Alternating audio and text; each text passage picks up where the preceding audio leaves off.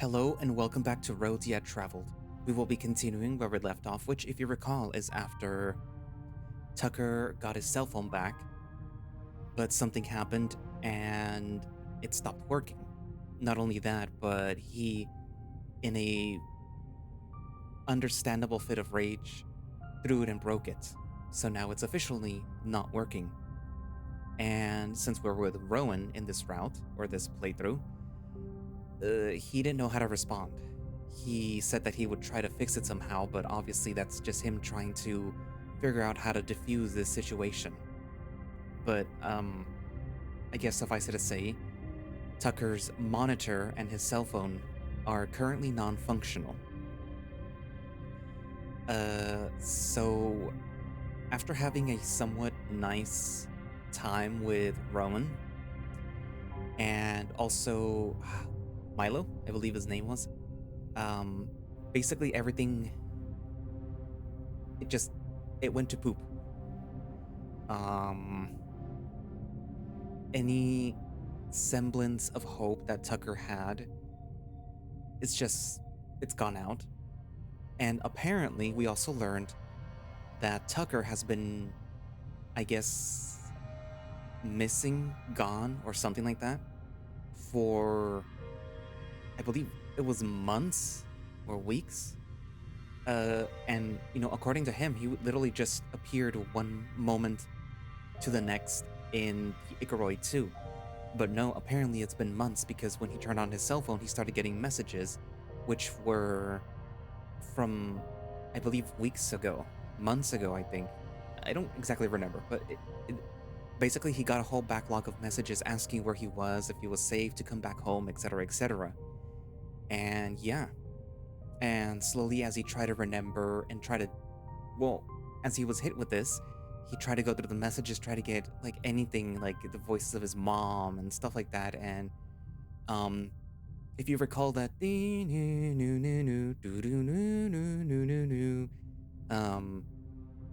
musical piece is apparently something that his mom would play, and I suppose that is why it's significant to the story. But yeah. Anywho, so yeah, without further ado, let us continue Roads Yet Traveled and see what is gonna happen to Tucker.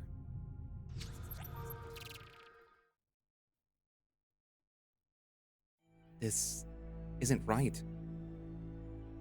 I, I know it isn't. But I can't tear myself away. There's a certain comfort to hearing the bustle of the halls, feeling the spring breeze from the open windows. I still hear voices, though, coming from outside. They're unintelligible, a mockery of a crowd. Not a single word out of 1,000 sounds even remotely human. They quiet as I approach the door, as if hiding, readying themselves to strike. But when I head out, they vanish. Hissing like a gas leak, they only want to be heard from afar. I think I know where to go. Heading down the hall, the voice urges me on. They sound even less like a crowd now, more like a chorus. It's thrumming and beating and mechanical and melodic and wrong. A broken aria sung in a million tongues. It's not worth turning around. Nothing will be there. The hall turns from hardwood to metal and the windows to portholes. It's almost cruel that this feels more natural. I think I know where I am. Taking a sharp turn, the wall crumbles in on itself and... Yep. Hello again, you benign architectural fault. Have you come to take even more from me? Whisk me off to an even worse life? This is pointless. I know you're there. Skulk about all you want. It changes nothing. The voice persists, swelling until...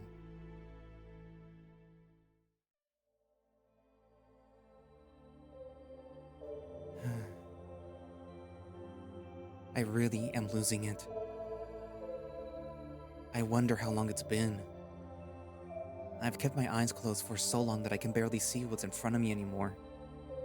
My hands, my feet. Another wall? The lights flickered on at some point.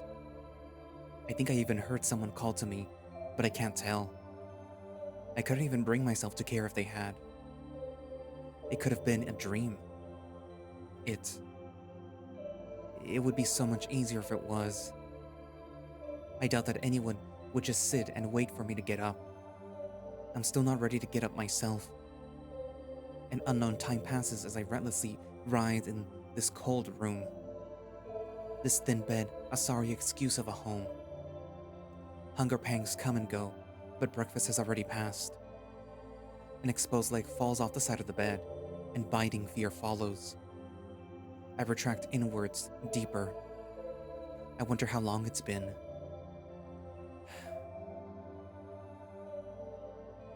It feels like a lifetime could pass in weeks in all rain. I can't count every minute, every second. But I have to know. I have to know what I've lost, what I'm still losing. It's been 6 months at least. I wonder if I'd have dropped out by now. If anything, I'm probably going to have to rewrite that essay next semester. I just hope that they pick the same book. Maybe not. It was pretty bad after all. It would be summer now. Well, unless more time has slipped away already, which I don't doubt. It might be nice to go back in winter, even if I've had enough of the cold here as it is. I should probably get up at some point. I should get back to my fake job. Maybe tomorrow, if that ever comes. Well, I should at least eat at some point. I checked the time, but, well, I think my monitor might need some repairs. I'll just go back to sleep and check again in a few marks. Or a few marks after that. I wonder how long it's been.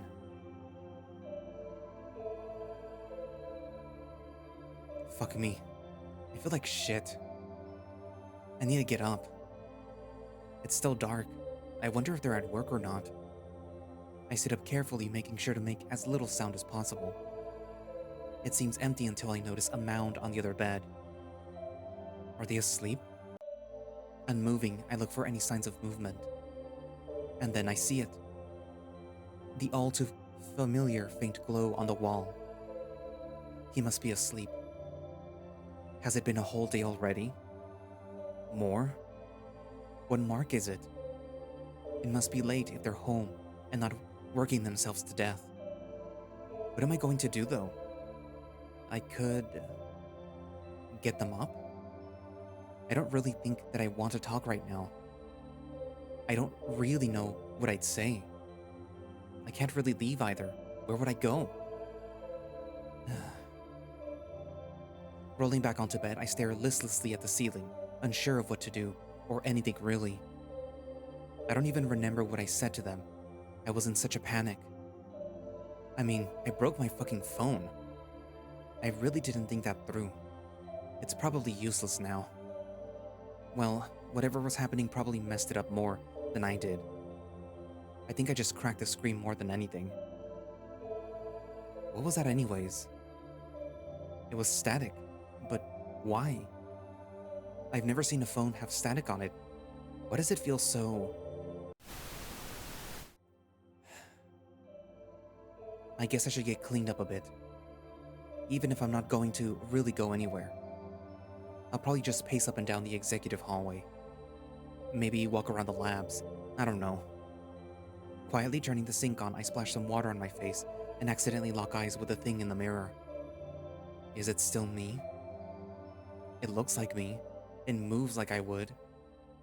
Can I still be me after everything? Managing to pull away from the thing staring back, I sneak out and make my way into the hallway. Just as I thought, it's desolate at this mark. Making my way to the security door, I peek through, pressing my face against the glass. I look both ways but don't see anyone. Well, if I get bored of pacing back and forth, I could always try my luck getting lost It could be fun. I'm sure whoever I bump into would have a really good story for the rest of their lives. Or at least a great selfie. Heading back down the hallway, I sit on one of the benches and knead my hands together again. I think that I cut myself last night. It's healed already. I think that I need to apologize. Fuck. What am I doing? What do I have to apologize for? I'm the one trapped here. What is even going on? And why does... I need to move forward. I need to move on. Actually, it's rather long past due that I move on. Somehow. Whatever happened last night was just a cruel reminder. It was fucked up and... Well, I'm not sure that I want to claim it's supernatural just yet. I already have to believe in aliens. I don't think that I'm ready to acknowledge ghosts exist just yet. But whatever it was, it's over. I can't let things out of my control run my life anymore. No matter how hard they keep trying. I think I handled a panic attack pretty well. Wow, 30 marks of sleep really do a guy wonders, huh? That aside, though, I should really apologize to Rowan. They didn't deserve that. I'll figure it out in the morning. What to do till then, though? Taking a walk sounds pretty tempting. I mean, the captain didn't give me this keycard for nothing. I'm pretty sure that I know how to get to the doc's lab, at least without getting lost. I'll try to remember all the turns I take. It shouldn't be that hard.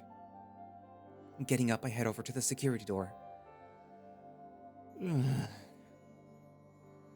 Damn, it really is early. Maybe I should have just stayed in bed. Why'd I even get up in the first place? I was thinking about my phone, and then I got up to go to the bathroom. Wait, did I get up? I thought I just... Okay, I've made it to the library. That's like halfway there.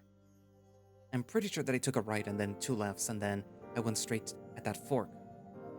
Or something like that. For as many times as I've done this already with Doc, I'd figured that I'd have memorized it by now. Anyways, Wait, am I forgetting something? Coming to a halt in the hallway, I stare aimlessly at the floor, trying to think if I've forgotten something. It's an exercise in futility as the faint drone of the light erases any wavering thought. Maybe it'll come to me later. It's so damn quiet here, and I still haven't seen any other Carrion either.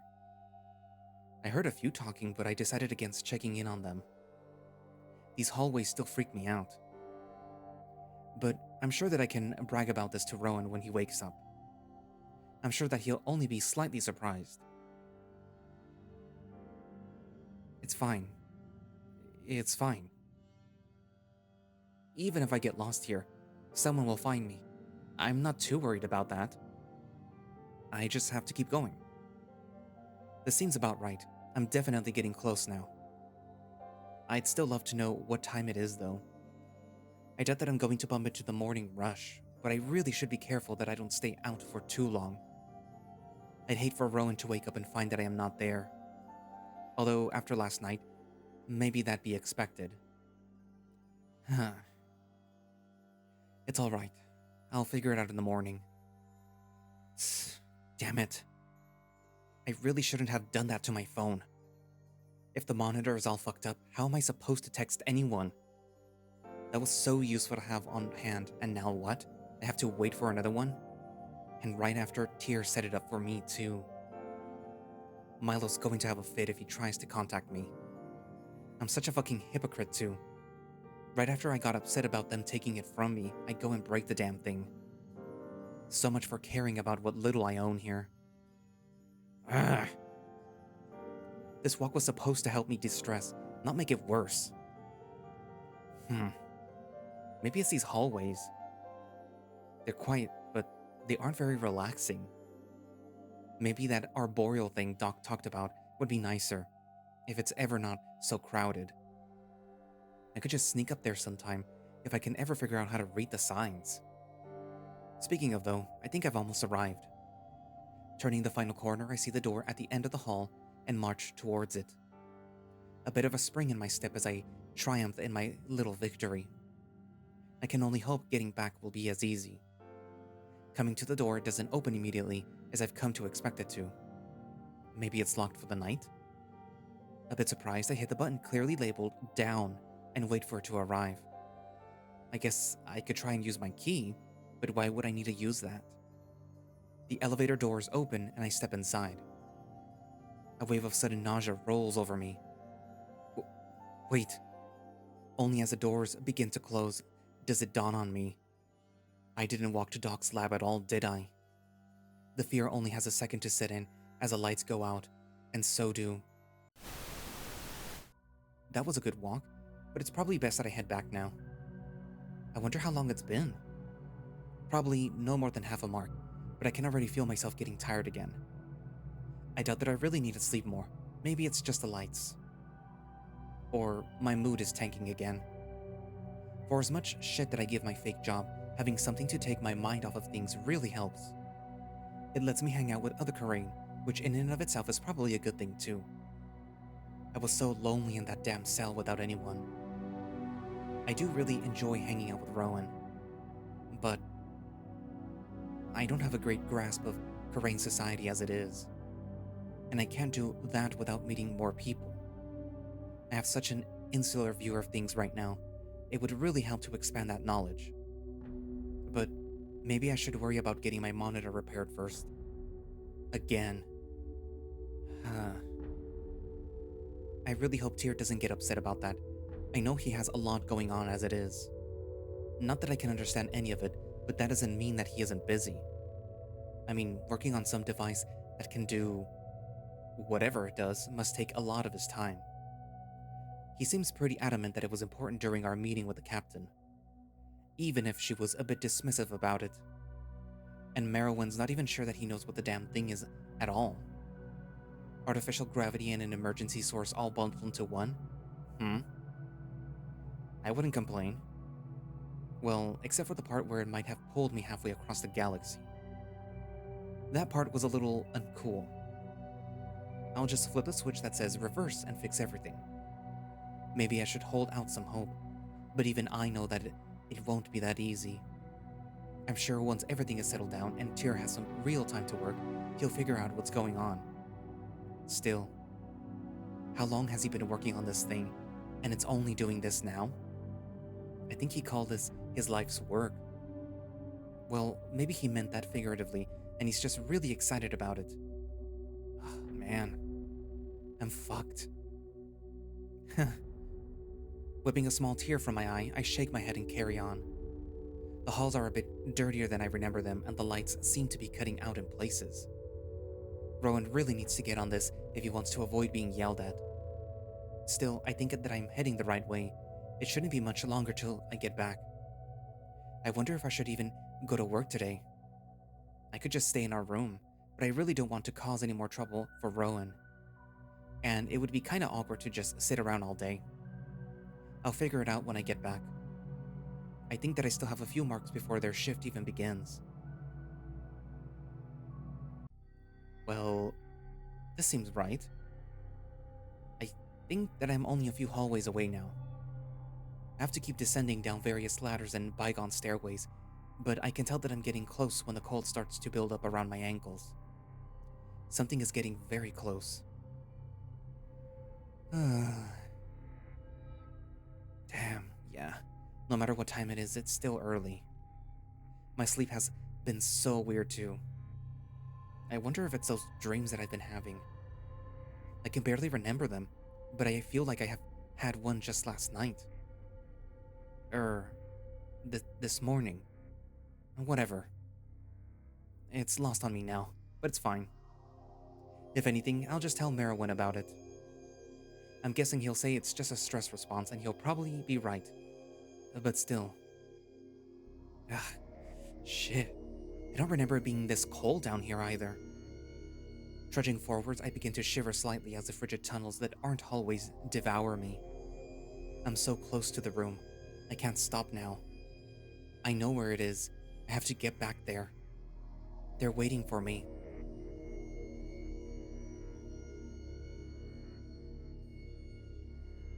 Something is wrong. I'm not where I should be. I... Fuck! Searing pain, blinding light, and a haze of static cuts through my mind. Blistering colorless specks, burning sounds of creation, and finally, a withered silence. Grasping for anything, I catch myself on a support pillar and retch up nothing. I feel like my insides are wrong. I need to get out.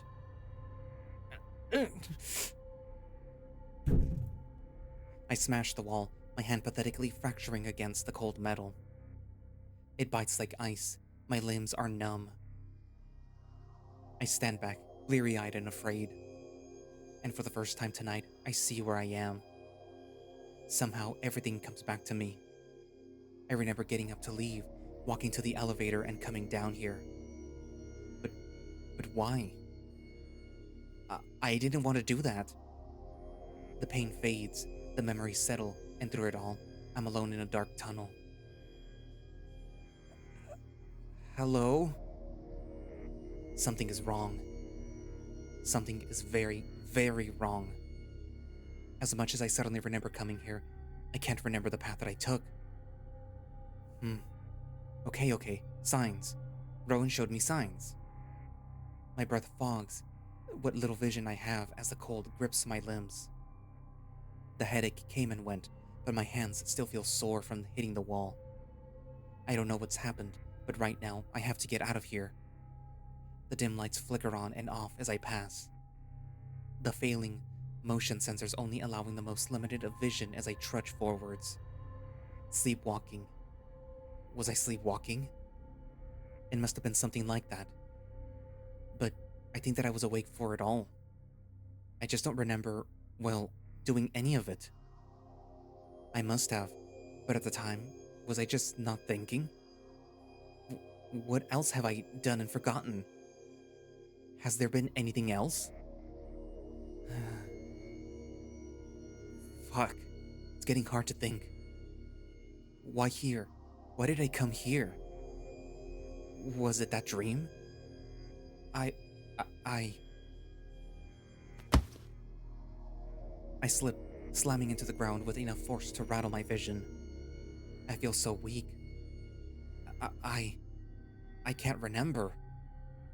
No, I don't want to remember. Pushing myself to my knees, I concentrate as hard as I can on what happened in my dream. I was in school, and I swayed to the side, catching myself on another pillar. I was in class. No, I left class. I left home. I made it into the hallway. That was a tunnel. That was a hallway. And I found the corner. I shoot up. Some of the malaise seems to have washed off. Was it all in my head? But why that corner? There was nothing there. There never was. That's why I picked it. To be alone. Okay. Was there anything else? There was. I swerve around as I think that I hear the faintest of sounds, but not a few 100 feet behind me. The lights have a certain flicker when they turn on and off, but I can't see anything.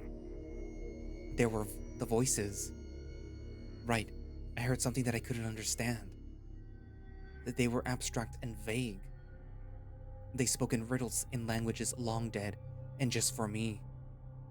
I was alone there, wasn't I? No, that's not right. There's someone else in my dreams. Something else. Something that reminds me that it's not real, and a grim totem to what I left behind. A wake-up call. It's you. Through the lethargy and the pain, it takes me a moment to rationalize what I'm seeing. Yes, standing there in the dim light is the visage of the creature that seems to follow me. And yet, this is no longer a dream. Uh, oh fuck! I fall back as I try to scramble away. Why is this here now? What is it? All questions asked too late. I manage to get up and head away as fast as I can. The creature snapping in and out of existence behind me. This can't be a dream. It can't be here. Slamming into another pillar, I feel my arm ache and my body groan. There was always a boundary, some defining line. But this... why is this here? I can feel my head starting to pound again. The sound of scraping metal behind me thrums and claws at my ears. I don't care if it's real or not. I don't want to fucking find out. Tunnel after tunnel, wire after wire, I dig myself deeper into the station like a tick into a wild beast, clawing my way through and tearing flesh and vein just to escape. And yet, no matter how far I seem to run, I hear it. Always behind me, always those same unintelligible words. It's thrumming. It's static. It's speaking. It's not. It's coming. It's broken. It's working. It's not. Catching my breath, I retch up something foul and force myself forwards. The lights crackle with the approach of the beast. Yelling won't help. No one's here. I just have to keep going and going until it ceases to care, ceases to be. I must be getting close now. To something. Anything. I see it. Another ladder. It descends even further into the dark. I couldn't care less. I take it. The same again. More tunnels. A labyrinth so cruel that Minos himself would cry. The lights flicker above. I don't have time. Picking a direction, I run, speakers pounding on the frosted floor. Shit! The ringing starts, and then only does my vision come back. My mouth tastes like iron, but that's not what worries me. I can barely move, and I hear it getting closer. And closer. And... as soon as the light flickers on, it appears. Gently standing in front of me, looking down. Sullen, eyeless sockets, fleshless fur, and empty desires. In this single moment, bleeding and cold on the floor. I've never hated football more. What do you want? I can barely bleed out a thin excuse for a question as I force myself up. Propped against the wall, I can make it to my knees, but no more. It does not respond. In fact, it does not move at all. Standing only a yard away, I feel it measuring me up. This is it. The moment before I die. But it never comes. Is it blind? Was it all the running that got me caught? Swallowing down a bitter taste, I try and inch myself away, only for its head to whip up at a blistering speed. If it were alive, I'd be worried for it. But I cast no fear over something so fetid and empty. Twitching, its head levels towards mine in some cruel acknowledgement. A sickening squelch as something moves under its false skin. Moves is too kind of a word. It writhes. Something is raking the beast with pain until... by the fucking eye! It is empty no longer, as horrid sounds and a terrible smell emanate from the limp corpse. Not meat, no. It's too old, unwanted. Carrion. The thing in front of me is carrion of the mind. A thought discarded and forgotten, left to rot. Made manifest only in the space between my eyes and the rest of the universe. You're not real. It's a pathetic excuse, something a child would scream at the monster under the bed. It is real, and it knows it. My head is heavy. I...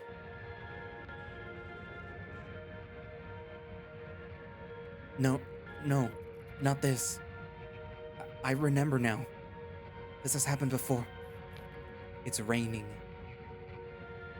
No, shut up. I don't want to hear. Through the veil, I watch stars fall. Ugh. Stop it! Stop it! Stop it! Stop! And yet, among them, a jewel. Convulsing, I cough up more wet nothingness as I feel my very thoughts burn to ash. They were of no use to us anyways. I catch it and throw it back. No matter how many times it falls through, it's never enough. I don't know how I'm still standing. I know it, the pain of failure. I don't think that I'll be for much longer.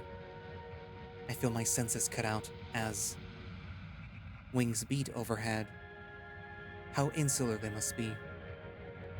Carrion creatures feasting upon dead thoughts. Rotten ideals.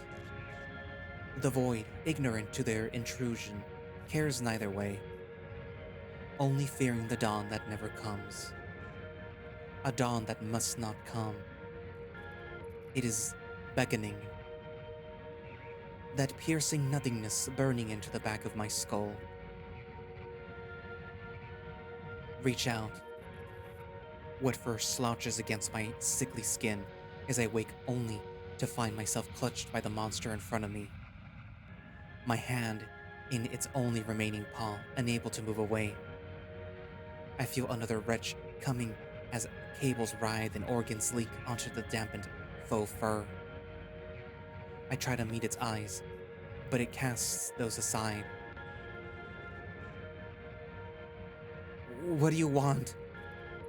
I try to pull away, but its decrepit grip is like stone. Then why? Why doesn't it just die? Please, let me go. Then I hear it. A sound coming from the monster. Sickening and rhythmic, like the dying of an old clock. No, it's not dying. It is just beginning. A heartbeat. Something so profoundly beautiful and alive has never sounded more dead. It spasms with undulated glee as pulses of life rack through it. Painful, as all creation is. Harder and harder, I try to pull away, only for its grip to tighten. Eye to eyeless mound. I hear those words one more time. Those dead rhymes and forgotten secrets. They still fall on deaf ears. By the eye. What? Did you say something? What is this? What do you want? Tucker? What? In a single blink, it's gone. Taking only a moment to recover, I snatch my arm back from the air and hold my wrist. It's dry, minus some sickly sweat. What was that? What was the point of all that? And who? Tucker? Is that you? Whipping my head around, I fear I scare the old Carrion. The professor stands but a few yards away from me. There is an unbroken moment of silence between us as I try to determine if he's real or not. I'm not sure if I'd even be able to tell anymore. Unabated, he walks forwards, a worried expression plastered on his tired gray muzzle. What in the void are you doing down here?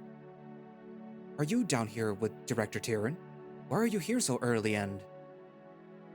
By the eye, you're bleeding. Stupidly looking at my hands, I see no blood. But bringing my fingers to my lips reveals a different story. Reaching into my mouth, I find the culprit and... solve the problem. An incisor. I guess I hit my head harder than I thought. As the haze wears off and the pain comes flooding back, I hunch over and vomit up what's left of me. Damn. I think ghosts are real. Tyr stands off to the side, looking terrified as I finish off and wipe off my mouth. By the void, you look awful. Come here. Limping over, I stand slumped in front of him. He reaches up and gently puts a paw to my forehead. His muzzle twists in confusion, though, as he announces, You don't seem to have a fever, at least not one that I can tell. Here, give me your wrist. He reaches out to take my hand, but after what I just went through, I draw back in terror. I'm sorry. I just wanted to check your pulse. Dr. Senno said that the best place to check was your wrist. Would you prefer that I check your neck? I'd prefer if you didn't check at all. Fuck. Fuck me. I fucking hate it here. Sighing, I lean in, exposing my neck. At this point, I only hope that he doesn't tear it out. His withered pads are cold, but the sweat that I'm drenched in is colder and rapidly getting worse the longer that I stay down here. Well, I can't tell what's wrong with you here. Would you like to come to my office and wait while I contact someone to come and get you? It's not far from here. I nod and he takes one last worried look at me before gesturing behind him and walking off. Before he gets too far ahead, I take one last look down the tunnel. It's dark, and the lights flicker on and off as though nothing ever happened. There are no slotted off mascot parts, no discarded flesh, and no puddles of bile. Well, except the ones that I made. Whatever it was, though, it was real. I am unfortunately sure of that. Fuck, my jaw hurts so much. Pocketing my tooth, I hurry to catch up with the professor.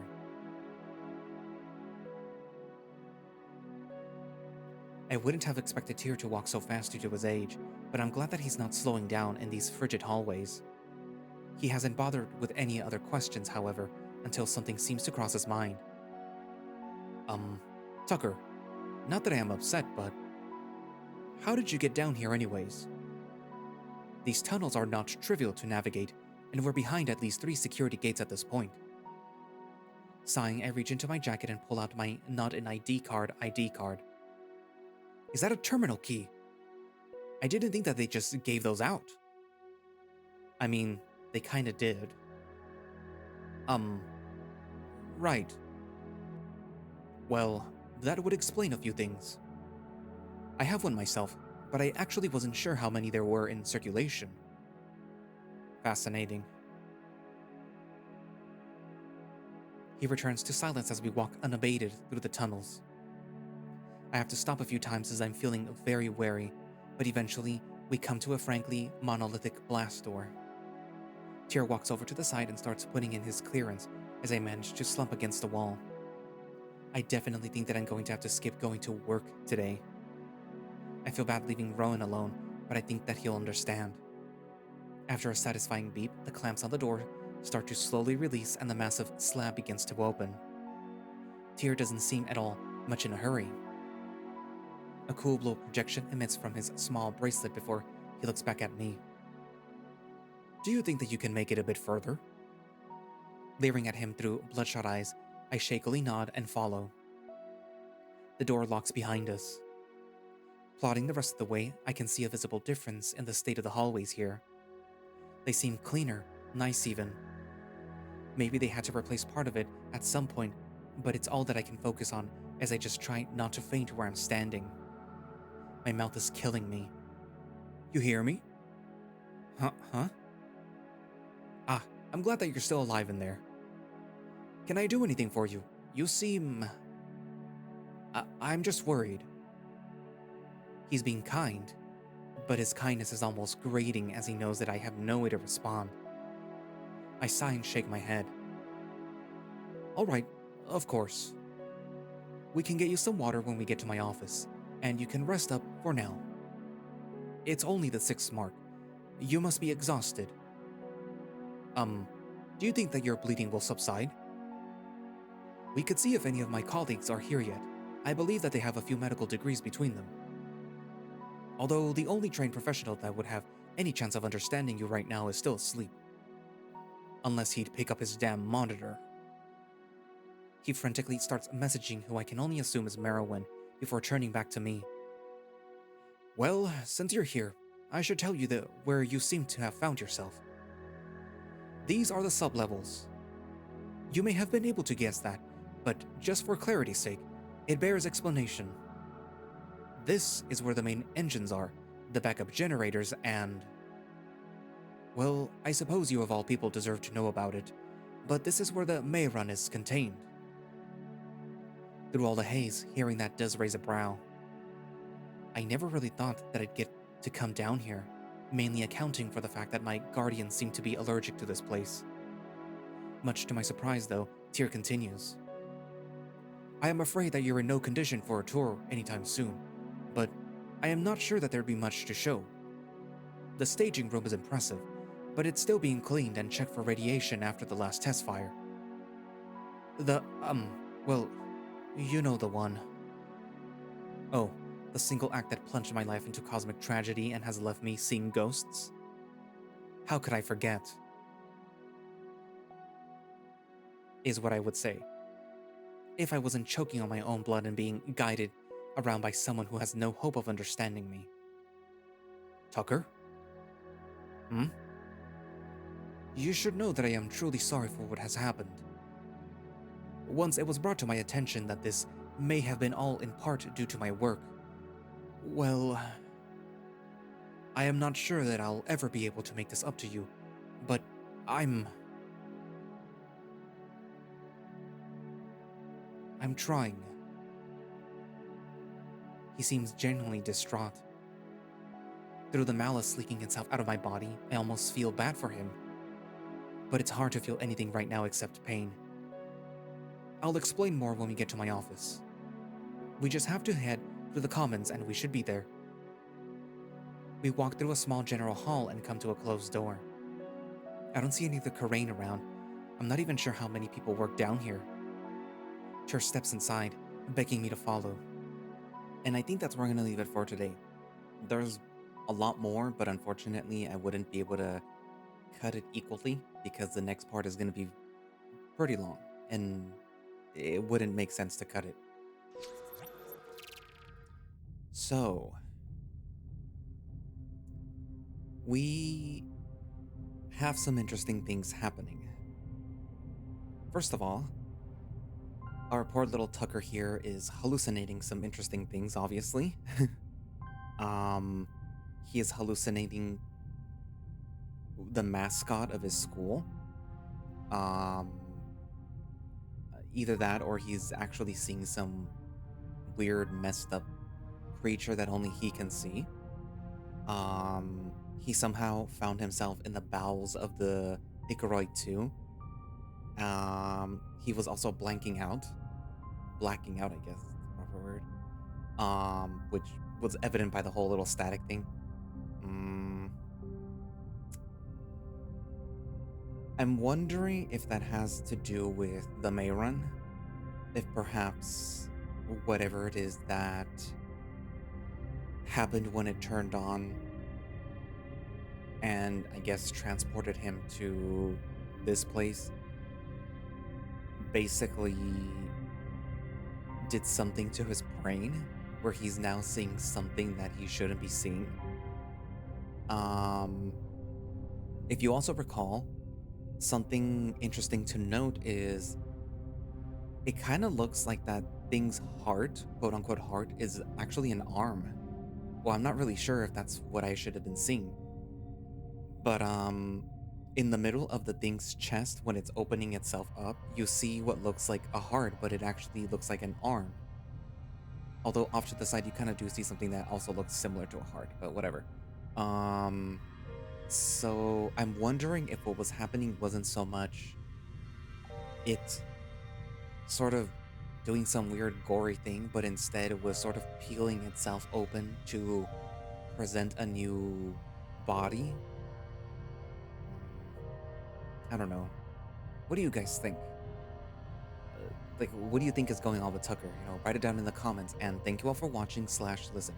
If you would like to play Roads Yet Traveled yourself, you can do so by going down into the link in the description, which should have a direct link for the itch.io page, so you can download the game.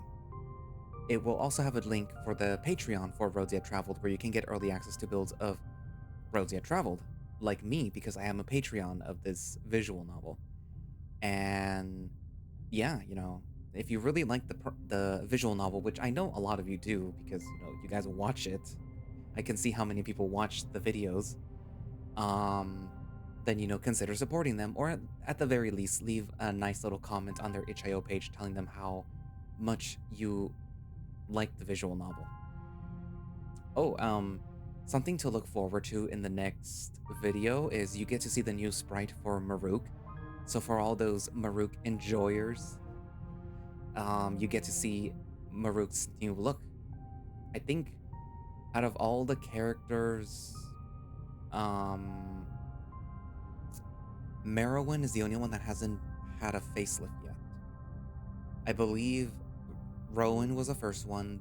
And actually, I believe it was Maruk the first one, then Rowan, then Professor Senno, and I'm assuming it's just Merowyn's turn next. So yeah.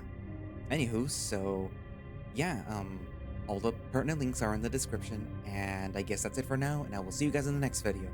Bye-bye.